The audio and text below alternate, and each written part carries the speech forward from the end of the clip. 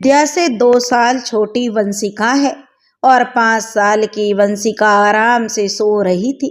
विद्या उसे पुकारती है बड़े प्यार से, छोटी उठ जाओ। और वंशिका आंखें मलते हुए उठ जाती है और रोने लगती है।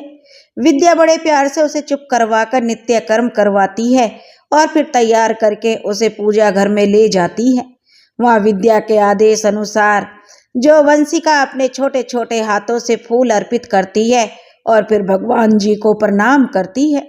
रमली यह सब देखकर कहती है कि छोटी के लिए तो दूसरी माँ है विद्या। और यह देखकर माया भावुक होकर कहती है, विद्या समय से पहले बड़ी हो गई है। हमें यह घर गृहस्थी के कामों से जब भी थोड़ी फुर्सत मिले तो माँ जी कहती हैं कि अंश का भी ध्यान रखा करो। यानी जो बेटा था जिसका नाम उन्होंने बड़े प्यार से अंश रखा था, अपनी बेटियों के लिए ही समय नहीं निकाल पाए हैं दीदी। जो माला अपनी जेठानी से कहती है, हम माला को दिन रात घर के काम देखने पड़ते थे। फिर उसने जो सावित्री देवी को जो कठोर आदेश था कि अंश को अकेले नहीं छोड़ना है, उन्हें पोतों का बहुत ध्यान रहता था। उनका कहना था बेटियों को ज़्यादा लाड दुलार देकर बिगाड़ने की जरूरत नहीं है, वो तो पराया धन है, उन्हें तो एक दिन दूसरे के घर भी जाना है। यही वजह थी विद्या उम्र से पहले ही समझदार हो गई थी। हमेशा सबसे डांट खाते हुए वो शांत स्वभाव की भी हो गई थी। वो हमेशा अपनी छोटी बहन का बड़ा ध्यान रखती थी जो कि नादान थी। लोगों की नज़रों में माया बदकिस्मत थी जो उसे 2 बेटियां थी।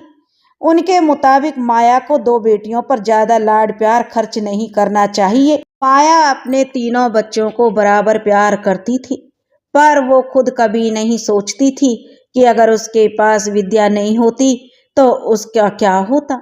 वह तो उसके दोनों आँखों के बराबर थी। आँखों नैना थी, उसकी आँखों की रोशनी थी।